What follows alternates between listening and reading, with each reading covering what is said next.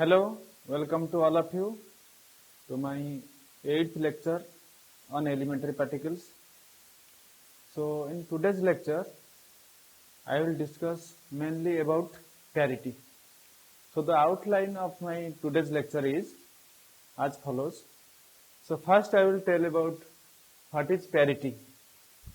Then I will discuss its properties, both mathematical and physical. So then I will discuss the parity, its uses and interpretation in particle physics. So first, let us discuss what is parity. So parity basically is an operator. So it is a reflection operator, or you can say that it is a space reflection transformation operator. Okay, suppose you stand in front of a mirror and show your right hand. So in the mirror, its image is just like left hand. So that means parity is not conserved here, because we show our right hand, but in image in the mirror it is showing as left hand. So here there is no symmetry in the mirror reflection. So here parity is not conserved.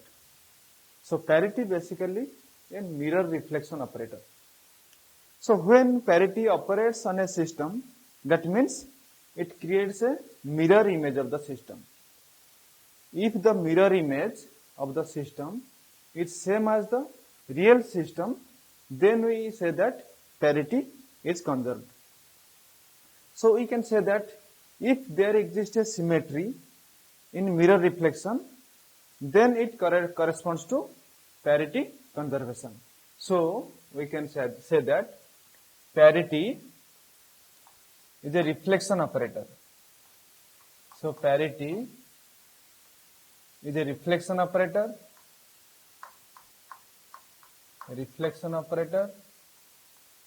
or we can say that parity is a space reflection transformation. Okay, space reflection transformation operator.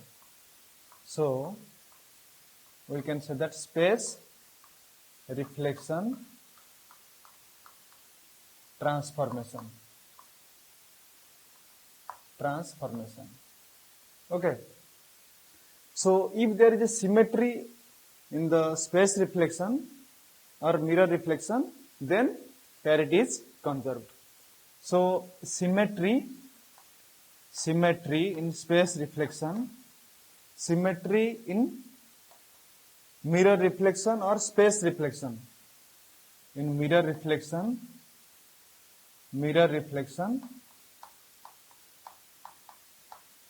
corresponds to parity conservation or conservation of parity.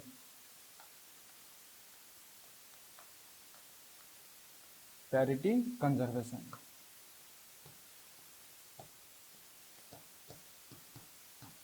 Okay. So parity, it's a reflection operator, and another way we can say that parity changes the handedness of the system. So parity is a reflection operator, it is a space reflection transformation. So generally parity changes the handedness of the system. If we show our right hand, then its image giving us as the left hand. So it changes the handedness of the system. So if there is a symmetry in mirror reflection, it corresponds to conservation of parity. In earlier lectures, I told you that whenever there is a symmetry, there is a conservation law associated with it. Okay. So if there is a symmetry, then there should be a conservation law associated with it. Okay. So we can say that if there is a symmetry in space translation or spatial translation, then there is a conservation of linear momentum. Okay. So we told you, I told you in the earlier class that if there is a symmetry,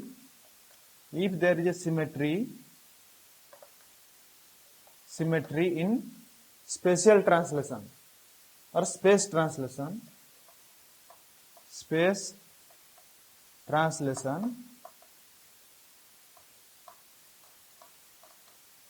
then it corresponds to a conservation quantity, that is linear momentum. So here linear momentum is conserved. So it corresponds to conservation of linear momentum. Conservation of linear momentum. Okay. Similarly, if there is a symmetry in spatial rotation or space rotation, then there is a conservation of angular momentum. Okay. So parity, just as the parity is nothing but the mirror reflection. If there is a symmetry in mirror reflection, then there is a conservation of parity. Okay. So basically, symmetry is an operation which operates on a system and it leaves the system as invariant. Okay. So just before going to discuss about parity, let me discuss something about symmetry. Okay, because we know that every conservation there should be symmetry. Okay, so let me discuss something about symmetry. So what is symmetry? So symmetry is an operation which operates on a system and it leaves the system invariant. So symmetry is an operation when performed on a system, it leaves the system as invariant. So basically there are two types of symmetry. Okay, so there are two types of symmetry. One is continuous symmetry and another is discrete symmetry. So symmetry is of two types. One is continuous symmetry and another is discrete symmetry. So first one is, this is continuous symmetry. Okay, and another is discontinuous or discrete symmetry. So another is discrete symmetry.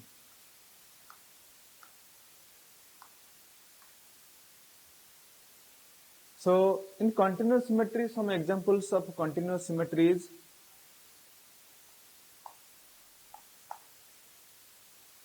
symmetry in spatial translation or spatial translation symmetry. So first one is spatial translation symmetry. Spatial translation. Okay. Spatial translation. Another is time translation. Time translation. And third one is spatial rotation. Okay. Spatial rotation. Okay. Mainly there are three types of symmetry which coming under continuous symmetry. Okay. So here we can add this as symmetry. So spatial translation symmetry, time translation symmetry and spatial rotation symmetry. Spatial translation symmetry corresponds to conservation of linear momentum. Time translation symmetry corresponds to conservation of energy, and spatial rotation corresponds to conservation of angular momentum. So just like that, discrete symmetry. So discrete symmetry, some examples of discrete symmetry are, so symmetry in mirror reflection. Okay, that is parity. Symmetry in mirror reflection or mirror reflection symmetry. So in short, we can say write this as reflection symmetry. Reflection symmetry or parity. Okay, parity. Then symmetry in charge conjugation, that is charge conjugation.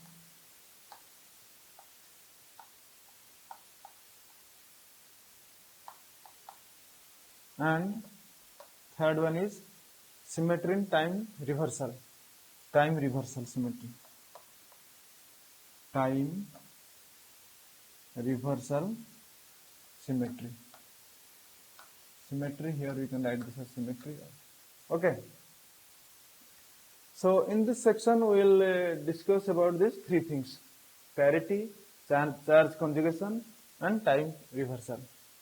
So first let me discuss about parity. Okay. So now we are going to discuss its mathematical as well as physical properties. Okay. So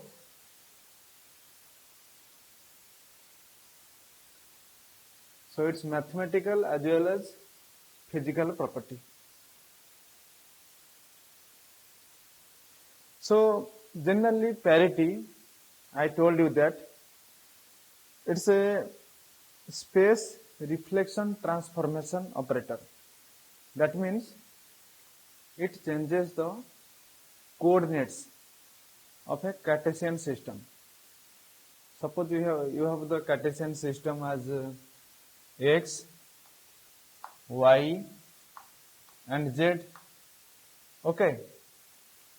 So if you apply parity on this Cartesian coordinate system, then it becomes minus x, minus y, and minus z. So under the parity transformation, the coordinates of the Cartesian system changes their sign, and it becomes minus x, minus y, and minus z. So generally a vector changes sign under the parity transformation. Suppose you have a position vector r vector, that is, okay. Suppose you have a position vector r vector, okay. It changes sign under the parity operation. So that means if you operate here, parity is symbolized as, written as P, or you can write this as P cap. Okay, cap is for operator. So parity is the operator. So this, when this operator operates on r vector, it becomes minus r. Okay. So you can say that every vector changes sign under the operation of parity. So what about scalar? So if suppose x is a scalar quantity or y is a scalar quantity or something, let us say that phi is a scalar quantity. So if we apply parity operator on phi, then it remains invariant. That means it does not change sign under the operation of parity. Okay. So we can say that scalar quantity does not change sign under the operation of parity, but vector quantity changes sign under the operation of parity. But one limitation, there are some limitations. Okay. So suppose there is a vector, that is L vector, that is angular momentum vector. Okay. So let us consider about the angular momentum vector. So up to now we know that, we learned that every vector does not change sign under the operation of parity, but a vector changes the sign under the operation of parity, and scalar does not change sign under the operation of parity. But suppose there is some vector quantity, that is orbital angular momentum vector, that is L vector. So if you consider this L vector, you know that L vector is equal to R vector cross P vector. Okay. So L vector is equal to R vector cross P vector. So here if you operate parity on this L vector, then what happens? So if we operate parity on this L vector, then what happens? That means you have to operate parity on this R vector, okay, and you have to also operate parity on P vector. P is the linear momentum vector and R vector is the position vector. Okay. So if we operate P on R vector, then it becomes minus R vector. And if we operate parity on linear momentum vector, it becomes minus P vector. So here minus and minus plus, so it becomes R vector cross P vector, that is L vector. So here in this position vector, when we operate parity, it becomes minus R. So that means it changes sign. But in case of L vector, it does not change sign. Okay. So this type of vector are called as pseudo vector. Okay. So this type of vector are called as pseudo vector or axial vector. Okay. So L vector is called as pseudo vector or axial vector. Pseudo vector or axial vector. That means, so these vectors does not change sign under the operation of parity. Okay. But the R vector which changes sign under the operation of parity are called as polar vector. So this R vector is called as polar vector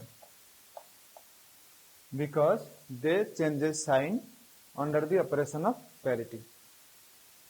Polar vector.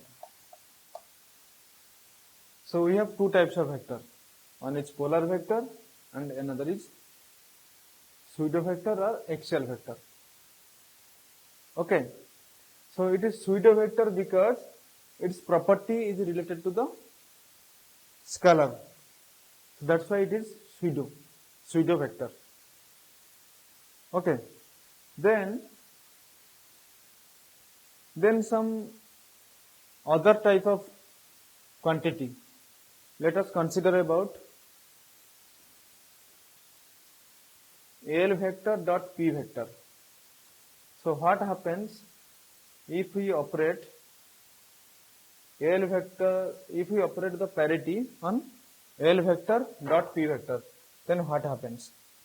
So L vector, that is orbital angular momentum vector, and P vector, that is linear momentum vector. So if we operate parity on this quantity, then what happens? So it becomes parity on L dot parity on P vector.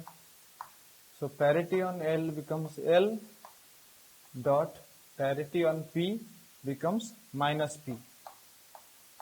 Okay. So it becomes minus L vector dot P vector. So L dot P, it's a scalar quantity because we know that dot product is a scalar quantity. So we know that when parity operates on scalar quantity, it does not change sign. It does not change sign. But here, this is a scalar quantity. When parity operates on it, it changes sign. So this type of quantity or this type of scalar are called as pseudo scalar. Okay, so these are called as pseudo scalar. So pseudo scalar. So these quantities are called as pseudo scalar because they do not follow the property of scalar, and their property are similar to the vector property. That's why they are called as pseudo scalar. Okay, so then we will discuss some more properties of parity.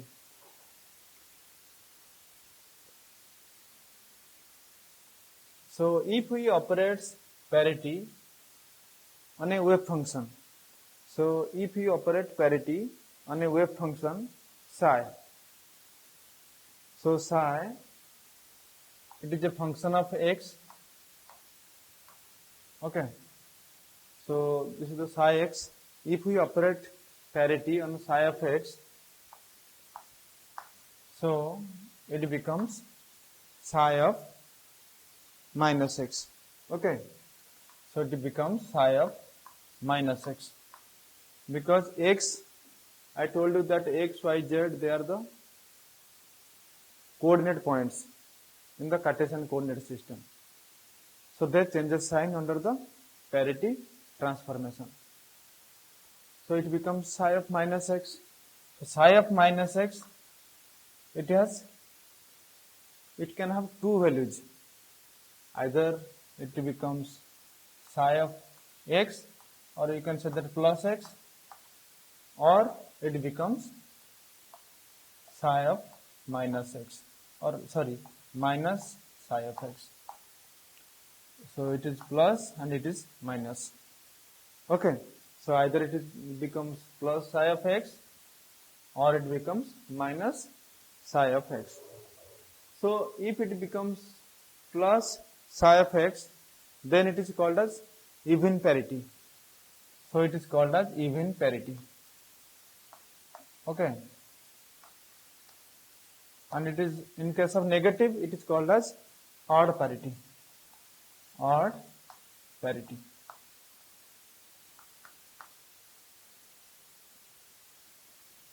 Okay, so we can say that if parity operates on psi of x, it becomes psi of minus x.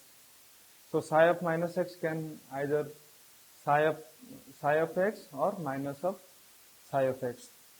So if it is positive, then it is called as even parity function, and if it is negative, then it is called as odd parity function or wave function. Okay, so if we operate parity on this wave function twice, if we operate this wave function twice on this wave function, then what happens? So suppose we operate parity twice on this wave function, then what happens? So it becomes, so first it can be written as P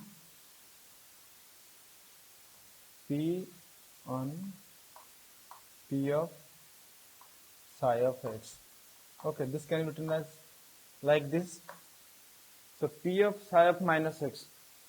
So P of psi of minus x, it becomes psi of minus x.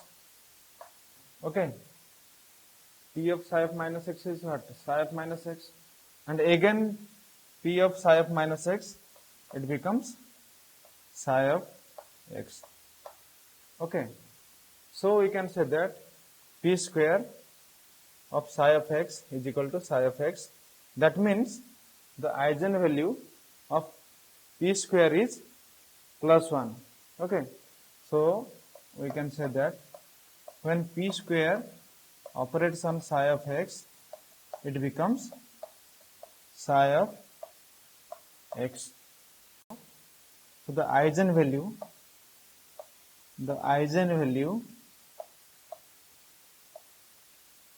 of p square operator is what? Plus 1. Okay, so the eigenvalue of p square operator is plus 1. So what is the eigenvalue of p operator?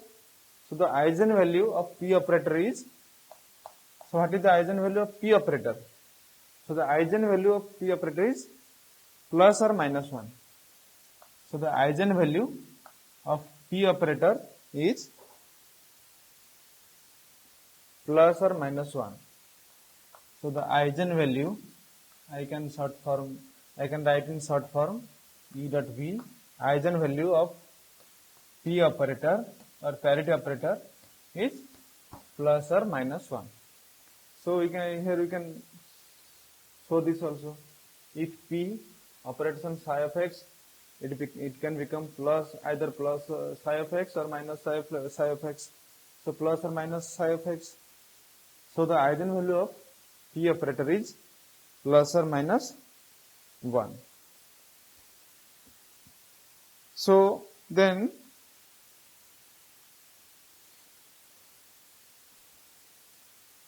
if p square is equal to plus 1, then we can write this as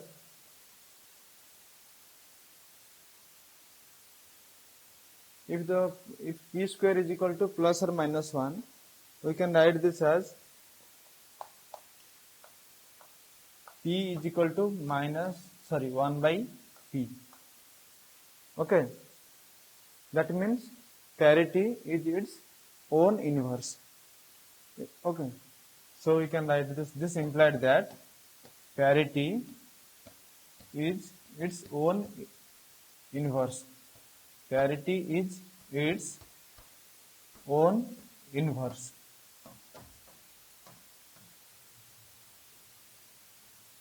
Okay,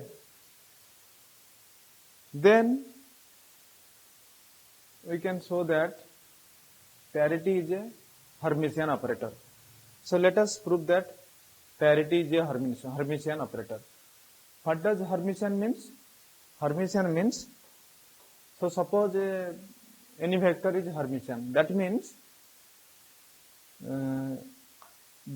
suppose a vector is a operator is Hermitian. It means it should be equal to its conjugate of the transpose. Conjugate of the transpose. If the conjugate of the transpose is equal to its operator, then it's called as Hermitian operator, and it is written as a dagger. So the transpose conjugate of an operator should be equal to that operator. Then it's Hermitian. So parity is a Hermitian operator. So let us prove this thing.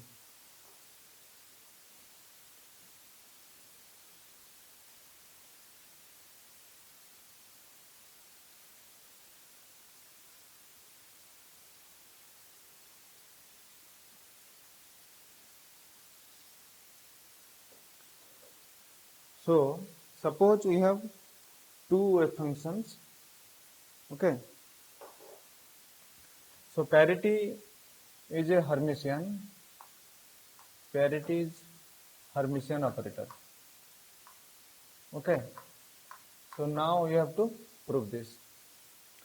So suppose we have two wave function. One is phi of x and another is psi of x. Okay. So here we have to prove this as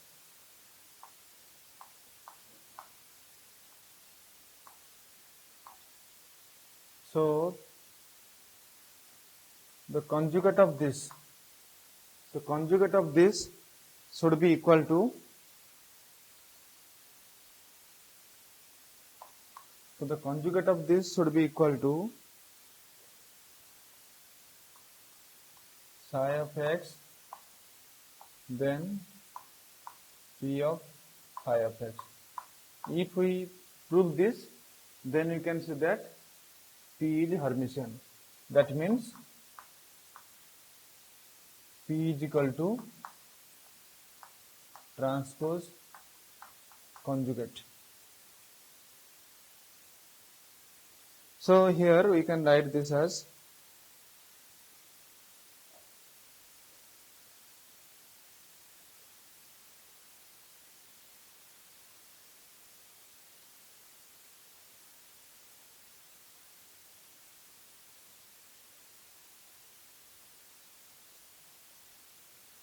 so from the left hand side, this left hand side can be written as this. So integration dqx phi of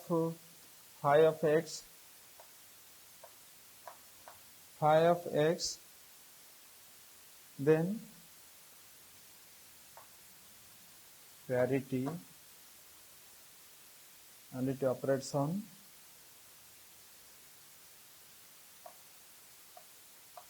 psi of x and conjugate. So this can be written as dqx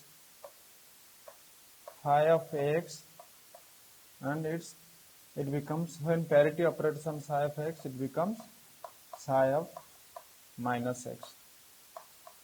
Okay. So this psi of minus x, and then its conjugate. So this thing can be written as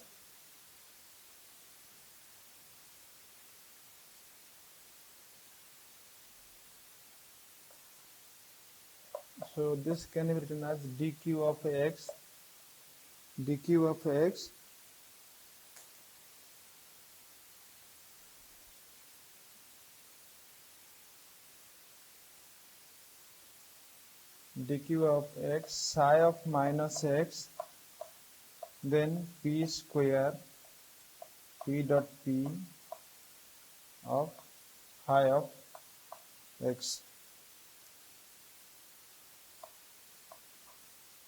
So here we have taken out the conjugate, so in place of conjugate we can write this. So then this can be written as dq of x integration psi of x, because p applying on psi of minus x, it becomes psi of x, then it can be written as parity applying on phi of x.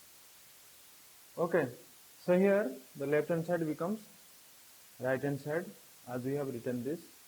So here we can prove, here we have proved that parity is a Hermitian operator.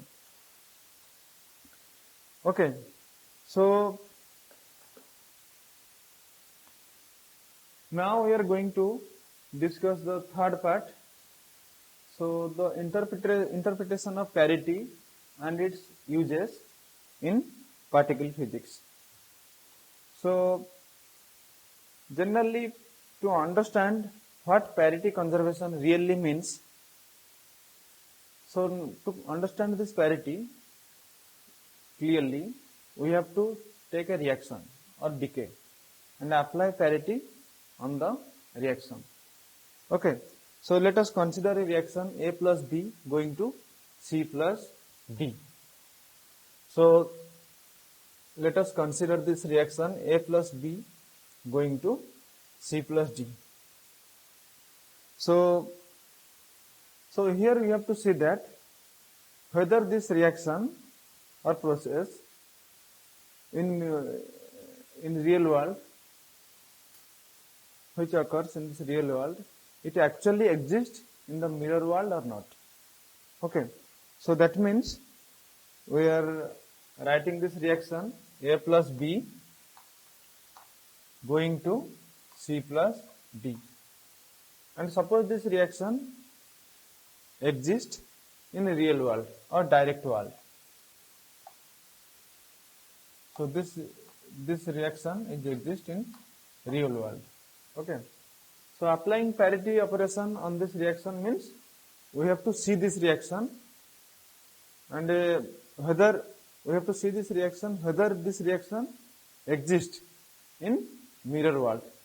Okay, so then we have to apply parity on this reaction, A plus B going to C plus D. Okay, so here initial state is A plus B and final state is C plus D. If the parity of the initial state is equal to parity of the final state, then we can say that parity is conserved. That means this reaction is also existing in the mirror world. Okay, so here initial state is A plus B. So when we apply parity on initial state,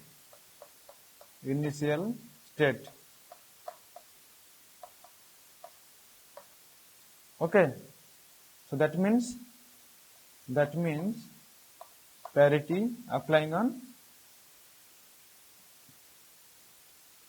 A, B. Okay. Actually, when you apply parity on A plus B, that means we can write this as parity on A into parity on B and into parity on relative motion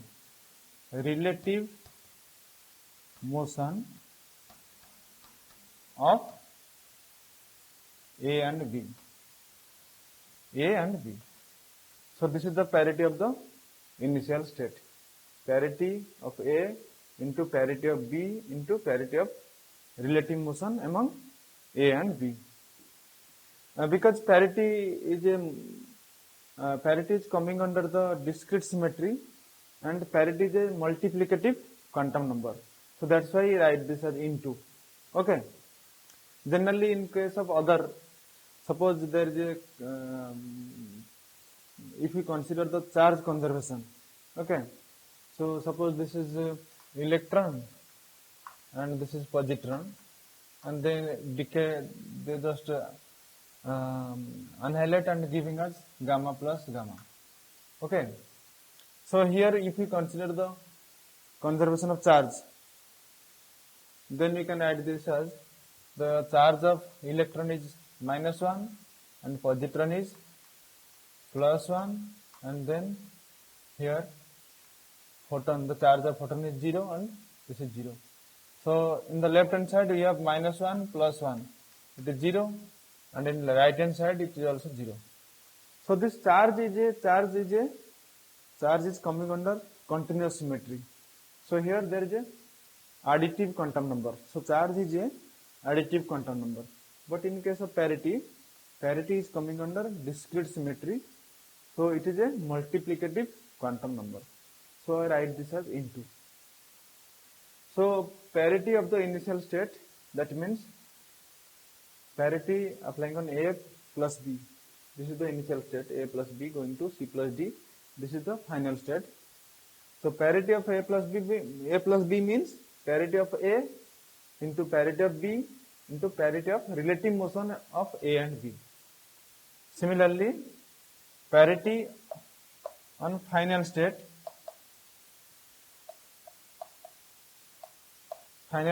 means parity applying on C plus D state.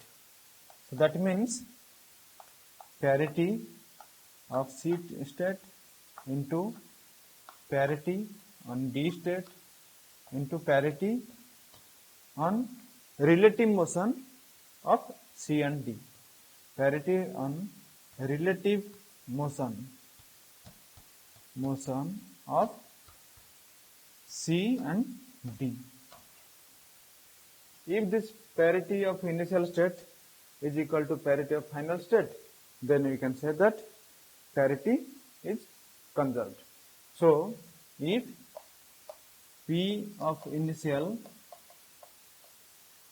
state is equal to P of final state, then we can say that parity parity is conserved.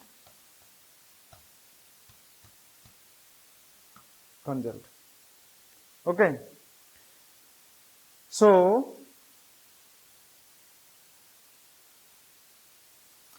this is all about the its properties. So thank you for your kind attention.